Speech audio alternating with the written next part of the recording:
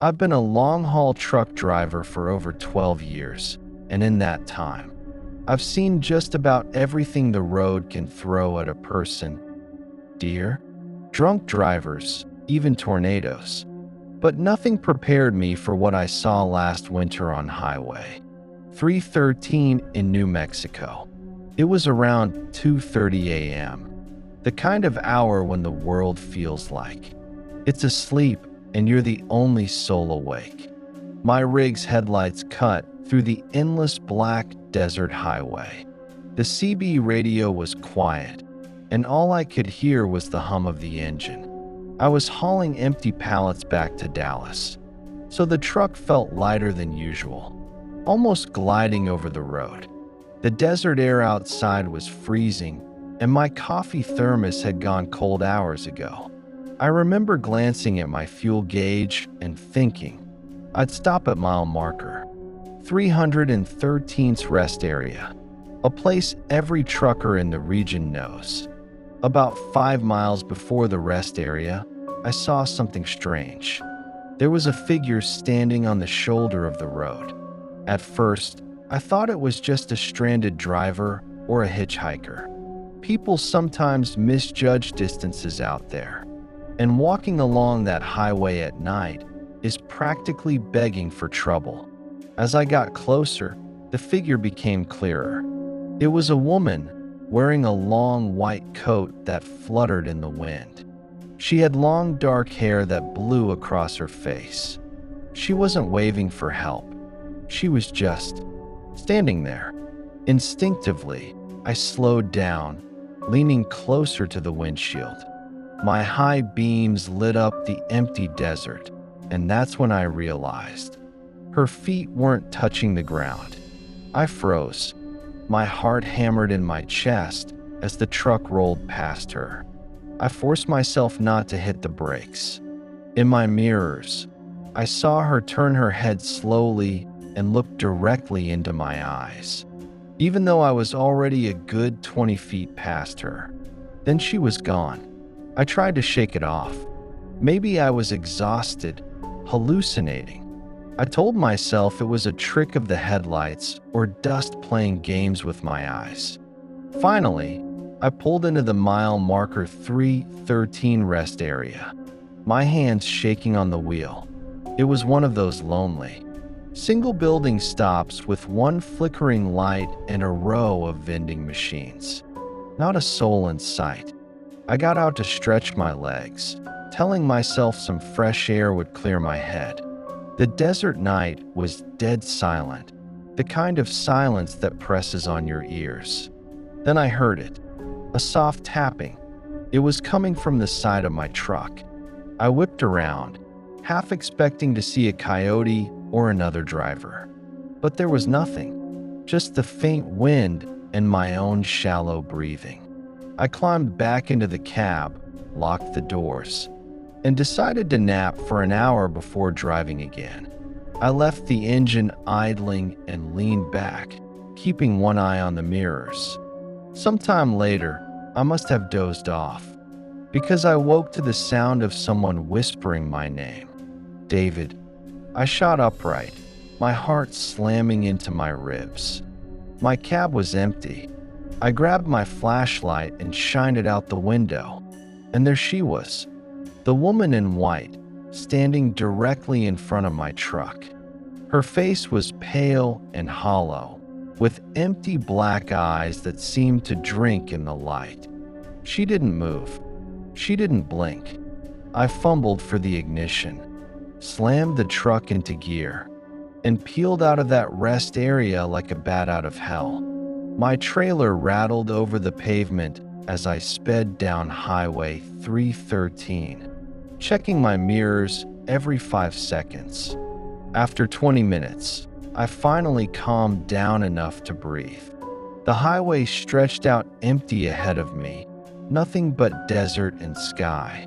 I told myself I was safe now, but as I glanced in my passenger side mirror, I saw something that nearly made me lose control of the truck. She was sitting on my passenger seat, her head slowly turned toward me, And in the glow of the dashboard lights, I saw her mouth open wide, far wider than any human mouth should. I swerved onto the shoulder, screaming, and for a split second, the cab filled with an icy wind. Then, she was gone. I didn't stop again until I reached a busy truck stop near Albuquerque.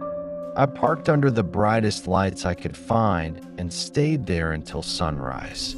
Later, when I told an old-timer trucker about it, he just nodded and said, "Son, you saw the lady of 313. She died in a wreck. Back in the 80s. Every trucker who sees her drives that highway only once at night. I haven't taken a night run down Highway 313 since. But sometimes, when I'm driving lonely highways in the dark, I check my passenger seat just to make sure it's empty." I've been a trucker for nearly 15 years, and if there's one thing the road teaches you, it's that not every map matches reality. Some places show up where they shouldn't. Some places don't show up at all. This happened in the summer of 2016, while I was hauling produce from Denver to Kansas City. It was a long, dull run across endless fields, broken only by the occasional rest area. My logbook showed I'd been driving 10 hours straight, and I needed fuel, food, and a bathroom before pushing another stretch. The highway signs were clear: exit 49, gas and diner, 1 mile. I remember thinking, thank God. When I reached the exit, the ramp sloped into darkness. No streetlights, no cars ahead of me. I thought it was strange, but I figured maybe the diner was small.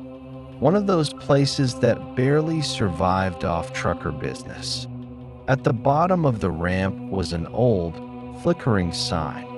49 truck stop, fuel, diner, showers. The neon buzzed faintly, and I could smell gasoline even before I saw the pumps. The place was wrong. The parking lot was huge but empty. Not a single car, not a single rig except mine. The diner's windows glowed yellow, but no sound came from inside. I pulled up to the fuel pumps and killed the engine. The silence was deafening, broken only by the faint hum of the neon sign. When I stepped out, the air was heavy, like before a storm, and it smelled faintly of rust. The convenience store door creaked when I opened it.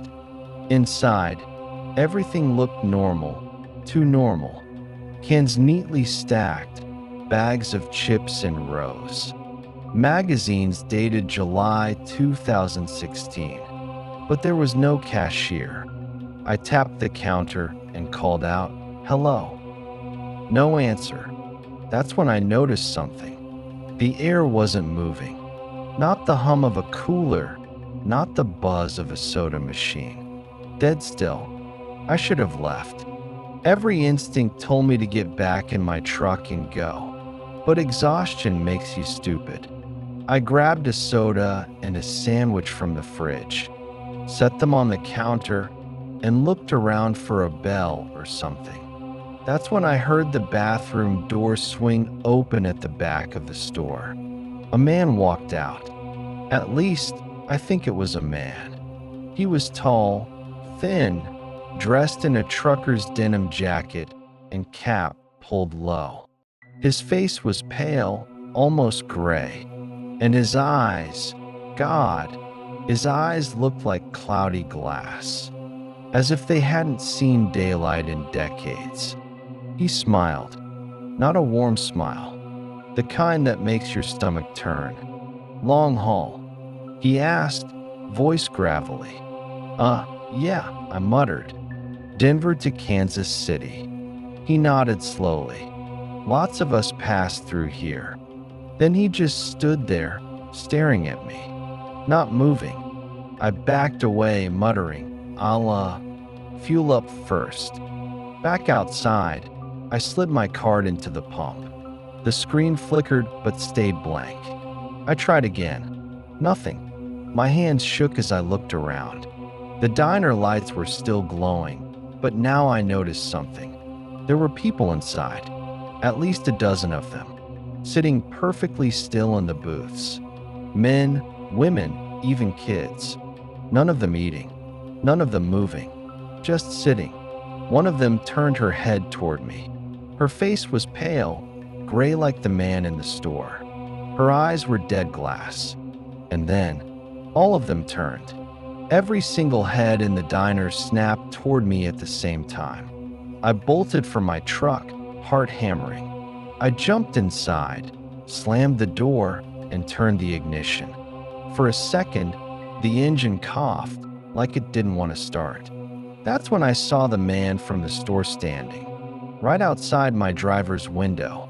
His cloudy eyes stared straight at me, his mouth stretched into an impossibly wide grin.